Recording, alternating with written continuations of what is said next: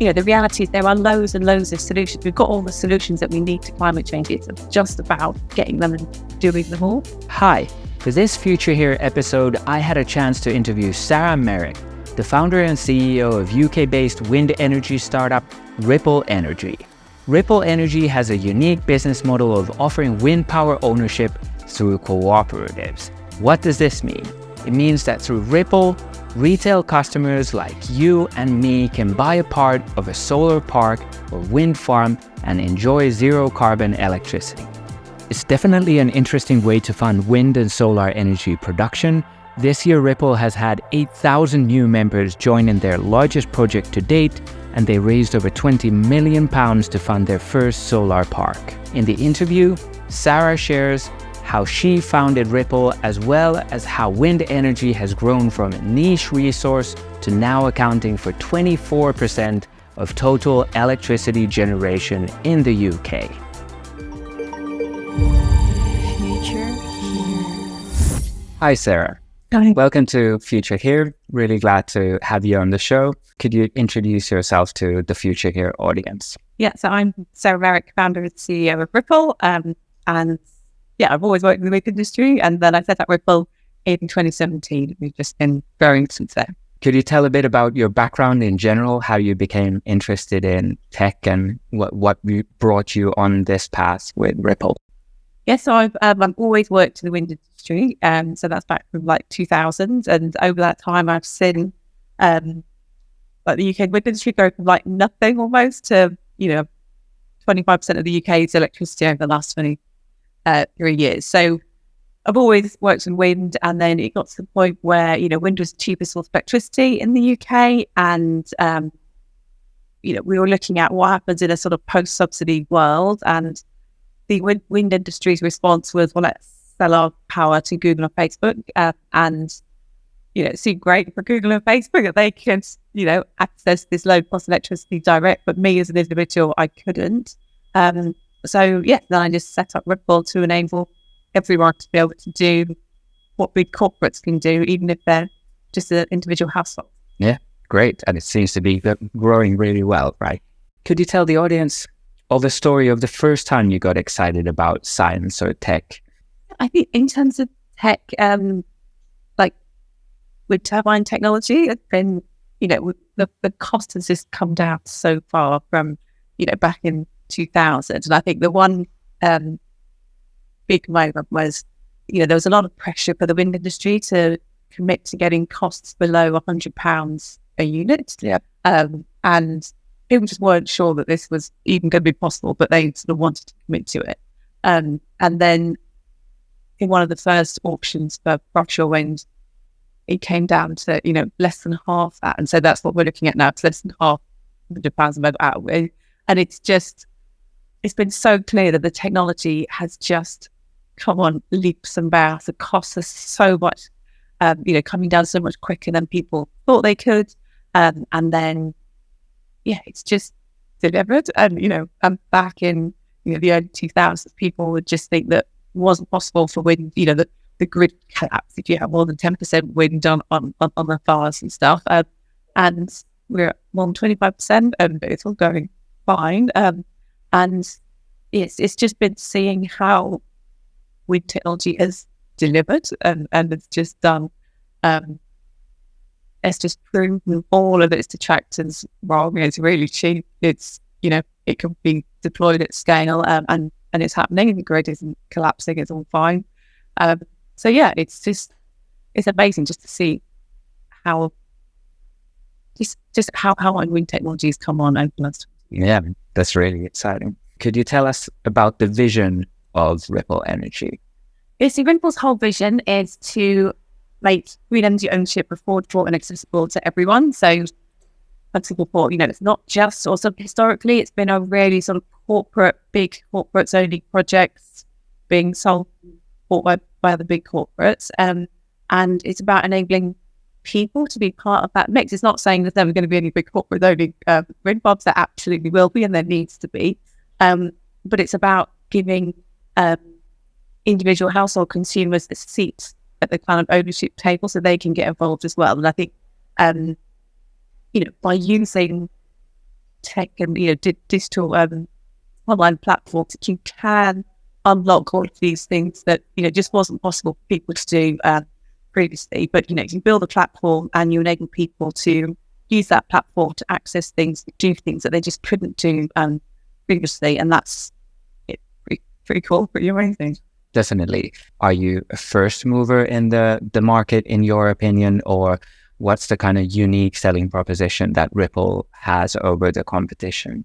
Yeah, so certainly in the UK, we are the first, and our USP is that we're the only way for you, a household, to be able to own a small part of a large-scale wind farm or solar park and then get the electricity. So there's loads of community energy schemes and cooperatively owned wind farms, but with Ripple, we're the only ones that allow you to own a bit of a wind farm and then get the low-cost green electricity that it generates and get savings on your electricity bill. So there's a similar-ish type of model in the Netherlands, but it's not as flexible, and the projects aren't as large scale as with Ripple. But yeah, so there were, apart from that one, there were very, very few other alternatives. And what about the team? Did you have a co-founder, or how did you start building the team, and how has it kind of shaped now that you've grown into more like a scale-up phase? Yeah, so I sort of founded it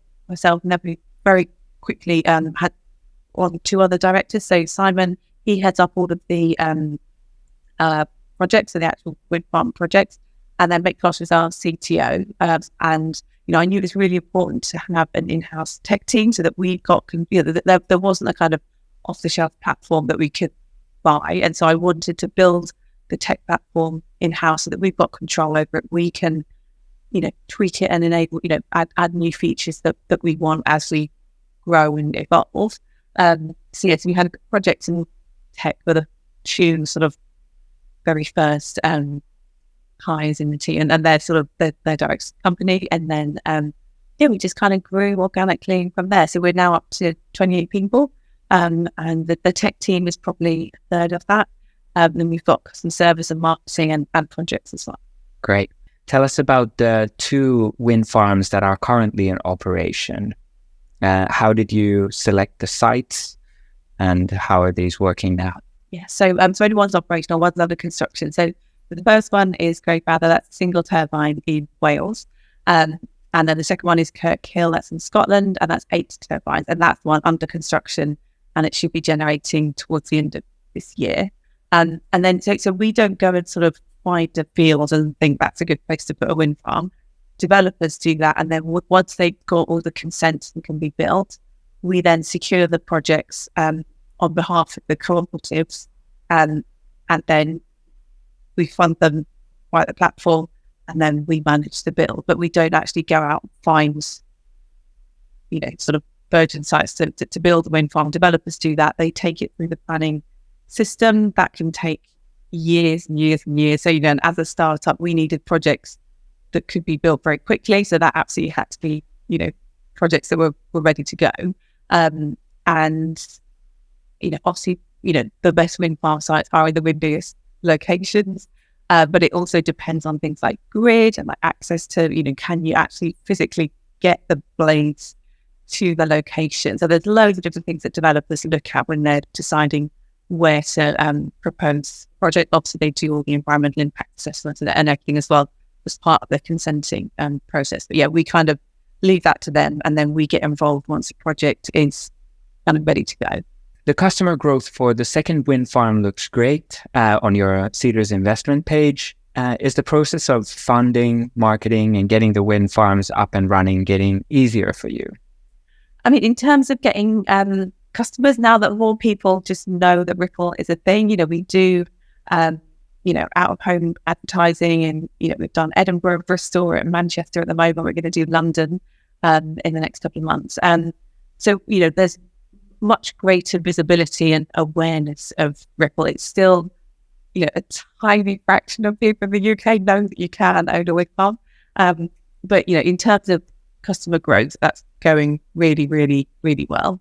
I mean, in terms of, constructing projects, it will always be a complicated process to get a wind farm built. So, we don't do it. We haven't got any spanners and bulldozers or anything. But yeah, it's always going to be a complicated process to get projects up and spinning.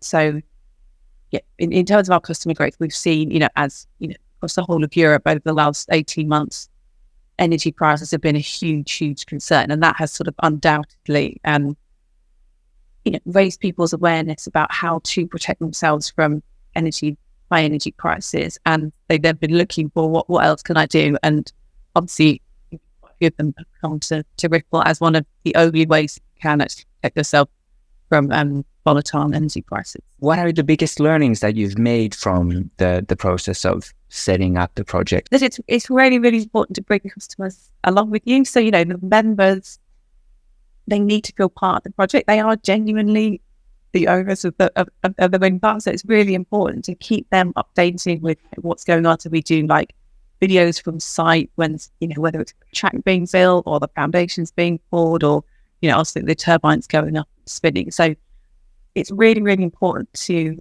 engage the members so that they just feel part of it as well. And, the more engaged members you have, the more they want to tell their friends, look, here's a video of my wind farm getting built, and it just brings the whole ownership, it brings their ownership to life, and really, just helps understand that it is theirs, and it's a really special thing that they're getting involved with. Yeah, definitely. And it must be more complicated than, saying, launching a SaaS or software app business in terms of the complexity of it's a lot more complicated. I think because we haven't got, we're not in control over timings. You can't go and, if you're a SaaS company, you've got very few physical strengths on what you do. Whereas, we have to go out and find projects that are ready to build. You can't just pop to Tesco's and find a, fully consented wind farm. So the timings just aren't in our control, and we've got software platform, but it's not just software. If it's just software, happy days, it's very, very straightforward. But we've got a really physical, operational asset that's not even just hardware. It's a really huge, bit of infrastructure. So it is a lot more complicated, and it is. It's just way more complicated than the sort of SaaS company, albeit there is that kind of element on the platform side as well. Understandably. And what are the lead times like in practice then, from raising funding, securing a project with the suppliers, to actually providing electricity through the co-op to the users? So in terms of, first of all, we engage with developers. That might take 6 months, it might take 18 months. So, that's a long process. Then we fund the project, we set up the co-op, fund the project. From the point at which it's funded, again, it depends on the project, but typically it would be around sort of 18 to 24 months for a wind farm, maybe 12 to 18 months for a solar park. But again, the timings of that isn't necessarily in our control, because it may be that, you're not actually allowed to connect to the grid until a certain point. So, no matter how quickly we get the wind farm built, if we're not able to generate, if we can't connect to the grid, there's kind of no point in the wind farm being up at that point, sort of thing. So it's a lot of it's about managing, members' expectations on timings, so that they understand what's going on at all point. They can see progress. So that's really, really important. But yeah, so typically there is 18 to 24 months built generally. How are Ripple's wind power turbines sourced and produced then? We have to look at the planning consent and the restrictions on it. So they would normally say, your turbine can't be more than 125 or 150 meters high. And the grid connection may say, and it may be like you've got 3 turbines have been consented at a certain height, and the grid connection may be, and it can't be more than 10 megawatts. So then you have to go out to the market and see, okay, if I put, you generally want as big turbines as possible. So you go out and you try and find the big ones that will maximize generation given the various constraints that you've got. So it's about finding the right fit for each site is really, really important. So the more electricity generated in general, the cheaper it will be for everyone. So there are loads of different factors that you need to consider. But yeah, ultimately we go out to the market, and the turbines typically are manufactured across Europe and then transported here for construction. I understand that the expected lifetime of wind farms is around 25 years. Could you please discuss what happens after the 25-year expected lifetime? Yes, so towards the end of the 25 years, the company that owns the wind farm can kind of decide what it wants to do. You can try and do refurbish the turbine and extend its life for maybe 5 or 10 more years, or you can decide to decommission them, in which case they're taken down and the site is then returned to its kind of previous state, or they could look to getting new planning consent for new turbines to go up instead. But we kind of look at that point, a few years before the end of the operating life, we'd look at what the scrap value of the turbines would be, so all the metal that's involved, and deduct that off the cost of taking the turbines down, and then generally you would have a decommissioning fund that you have to place a bond before you can start construction to ensure that there's sufficient funds available at the end of the turbine's life to pay for decommissioning. Do you know what the market share of wind power in Europe and the United Kingdom is in general? So in the UK, over the last 12 months, it's been about 27%, so more than a quarter. And that's gone from, fraction of 1% 20 years ago to now over the UK's power. And then in Europe, it's 15% across the whole of Europe, but then that kind of masks some countries like Denmark's 44%, I think, and then Ireland is over 30% as well. So you've got some countries that do a lot more and other countries that do a lot less. I mean, the UK's got, in terms of Europe's wind resource, it's got a big chunk of the wind resource, partly because, it's got all of the continental shelf that it can access as well. So in terms of offshore potential, it's got, amazing resources. Are there plans to increase the share of wind power electricity production? What are the targets in, say, the next 5 to 10 years? Yeah, so it's increasing massively all over Europe, and so the UK hasn't got a specific target, but it is expected that by around 2030, it'll over 60% of the UK electricity will come from wind. So it's growing very, very quickly. A lot of that is driven by big offshore wind farms as well, and you're seeing offshore wind across Germany, Netherlands, even sort of Belgium and France as well. There's just huge growth going on.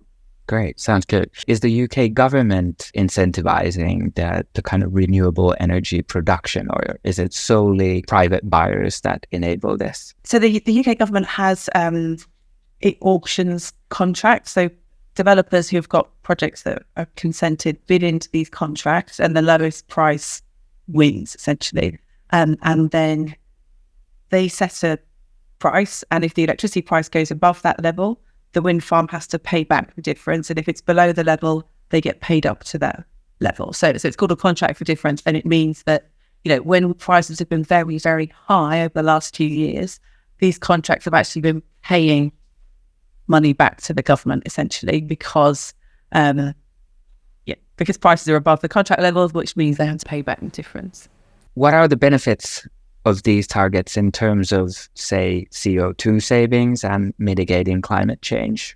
Decarbonisation of the energy system is a really, really key part of the transition to get to net zero.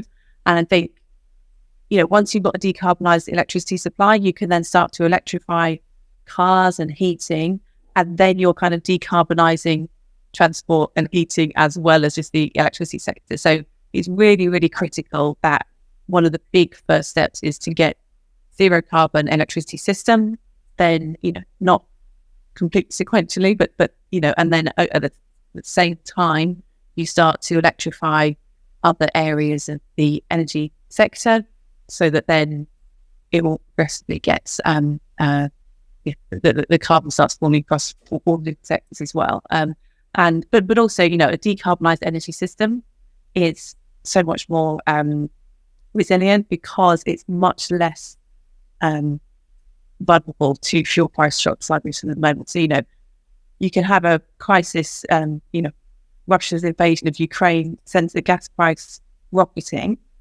but the cost of generating electricity on a wind farm hasn't increased. So the more that you can have, the more that you could have zero carbon, fuel-free sources of power, that can then help protect the whole economy and the consumers in that economy from volatile prices and fuel price shocks that we've seen over the last couple of years. Do you think the targets could be even higher for wind power? And what should these targets be? It's good to have targets because it sort of pulls the market along. But in general, I think if you can just sort of unleash the sector, wind is now the cheapest source of electricity in the UK and, across lots of Europe, as well as solar. So, the market should already deliver more, new capacity should be wind and solar because they're the cheapest options. So yeah, it's good to have targets, but a lot of it is as well about just enabling, benefits of wind to be realised by the market as well, and enabling, not stopping and hindering all of that investment coming forward. So in the UK, we do have these contracts where, these contracts for difference. The more of them that you can get going, obviously, the more projects you can get built, but it's not presently through those contracts for difference mechanism that you get wind farms. There are merchant wind farms, obviously Ripple's wind farms are, they don't have those contracts because we want our customers to be getting high prices when the wholesale price is high. So it's good to get targets, and there's, the UK is looking to get to a near zero carbon electricity system in the early 2030s. So that's driving a lot of the policies that are needed to make that happen. So, that is a project that could spot offshore. They're enabling onshore wind farms and solar parks as well to get those. So that's driving a lot of the investment in the UK at the moment. Well, then a more personal question. I read from another interview online that you've mentioned that your biggest career achievement to date was launching your first wind farm on Ripple's platform in June 2020. Can you please discuss this and how it felt? It must be a great feeling to get that first project off the ground. Yeah, so there's been to get to that point, we had to find a project, we had to build the whole platform, we had to create the legal framework to, back it all up, and engage with suppliers. There were so many bits of the jigsaw that we had to get together, and all the directors were kind of on a phone call when we pressed go. When we first saw, the first purchases coming through, it was just amazing. Just knowing how much had gone into making those sales happen was really, really good. Great. As a founder, I get chills just from hearing that story. It must be a great feeling. You've also mentioned discovering your own path as a way to success, meaning kind of like finding your way through founding Ripple and then what you've built with it. Could you please discuss this? You've also said that it wasn't kind of evident for you early on when you applied for your first jobs in the wind industry where you would end up, and naturally not probably. Yeah. So I just think you need to realize that, there's not like there's not a single right way of doing something. Actually, if you might do something a little bit different to how somebody else would do it, but that doesn't necessarily mean that they're right and you're wrong. And I think once you realize that, your way is just as valid or better than somebody else's way, it does give you more confidence to, do things outside the box. I think when we set up Ripple, it was lots of people just didn't quite get why we were doing it. And it was, there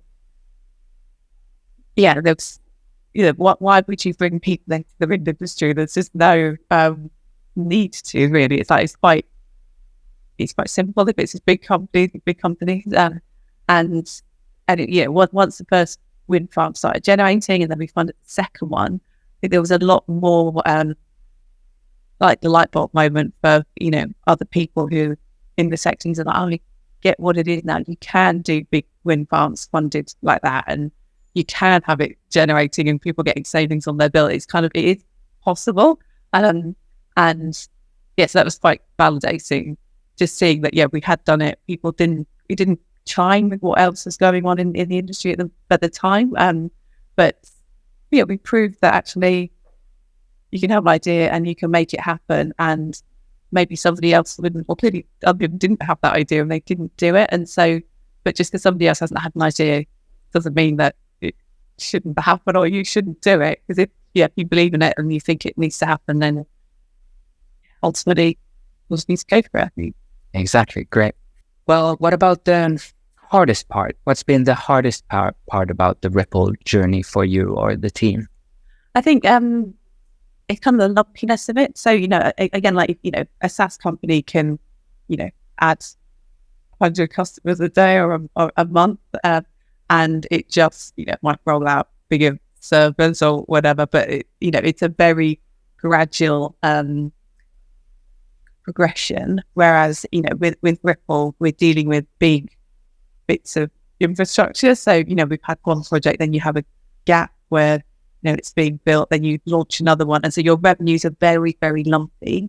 And we haven't necessarily got complete control over, when exactly what the time of those revenues will be.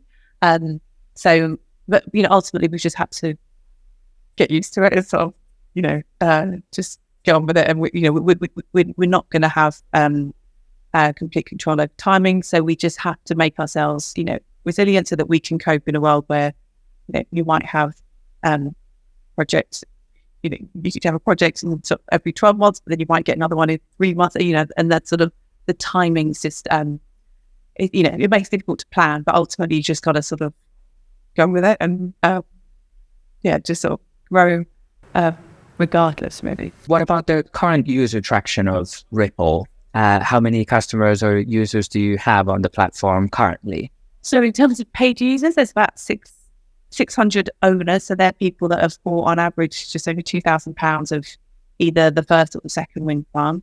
And then there's 17,000 people who have paid £25 to reserve a place in our next project. And that reservation into the next project is sort of, the £25 is, it makes people get their credit cards out. And at that point, like psychologically, that's their wind farm because they put their down payment on it.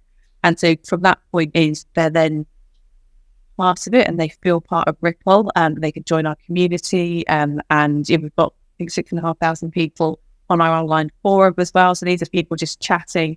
It might be somebody who's reserved a place in their next project. They can ask questions to somebody who's, it's already getting their build savings each month. And it's just a way for people to engage with each other and, and create that genuine community. These people they don't live in the same village or the same town, but they are still very, very much part of this online community. And, it's just a different type of community energy, it's digital online community. But that is just as valid as a, geographic community. What does the Ripple roadmap look like then? Yes, they're very much hopeful. So we've got lots of new features and that's sort of different ways of displaying data on people's dashboards. And we're working on a project for a heat battery as well. So that's very exciting. And then also we're looking at expanding and bringing the Ripple model to other countries across Europe. So at the moment we're looking at doing market research in 4 different countries with a view to then expanding into those markets next year. So there's a lot on the roadmap. Sounds good. Are you planning to raise outside capital or grow the company with revenue funding? Any plans on that? It depends. I think it will depend on how many countries we choose to move into. So we may do. I think probably. But we're kind of deciding and looking at the options at the moment. Have you, throughout this journey, learned of any other innovative energy production methods? Yes, so we're constantly getting people with different technologies, introducing us to new ways of generating power. But because because consumers aren't experts, we need to be focusing on mature, proven, low-cost technologies, whereas, some of the more new and niche technologies wouldn't be, they cost many times more than, an onshore wind farm or a solar park would do. So they're not appropriate to applying Ripple's model to at the moment, but maybe in sort of 10, 15 years, once their costs have come down and they're competitive with wind and solar, that's the point at which we may consider them. Who would you like ideally to hear and know about Ripple? Yeah, I think somebody like Greta Thunberg, who, it's because I think by showing younger generations that there are younger people, that there are, solutions they can genuinely get involved with and that are happening now, and that will be, delivering benefits and zero carbon power for them for, a large chunk of their life. I think you can give people real sort of hope and avoid a lot of the kind of climate despair that can happen, because the reality is there are loads and loads of solutions. We've got all the solutions that we need to climate change. It's just about getting them and doing them all. And I think to be able to demonstrate to people that these solutions aren't happening, clearly governments need to act more quickly, and there's the urgency needs to be really, really ramped up.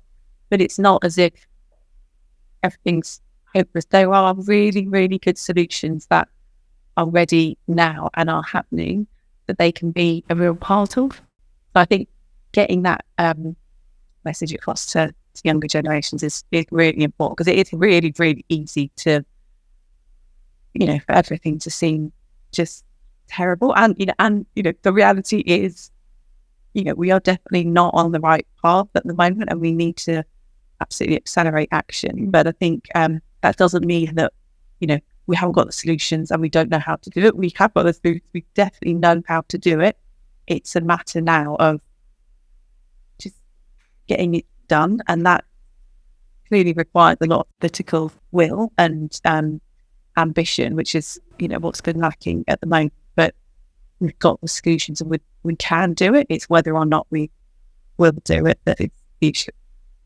How would you encourage young people interested in science and technology to pursue their careers? I mean, I think, and if you're a teenager still at school, or, we get to university, obviously, focusing your education towards science and engineering type technologies is great. But I think it's also really important to remember, there's 28 people in Ripple. I think only 2 of them have got a computer science degree. And we've got software engineers who, one was an architect, one was a civil engineer, one was a fabric cutter. You can, just because you haven't focused your education on STEM subjects, I mean, you can't pivot and get into tech later on. And, there are so many different jobs in the tech and certainly climate tech sector. So, we've got customer service people, marketing people, UX, products, as well as sort of software side and finance projects. There's so many different jobs within climate tech. You don't have to, it's not the case that if you haven't done a engineering or, maths degree that you can't ever work in tech. You absolutely can work in tech. You can even, just transition and do a sort of later bit of training and become, software engineer, or there's just so many different roles you can do. You don't need to just like typical STEM jobs. There are so many different roles to make. Thanks for tuning in to the interview. Let me know what you think about the development of renewable energy, and remember to like and subscribe to Future Here to hear more interesting interviews and stories about science and technology that can shape the future of humankind. That's all for now. Bye. Future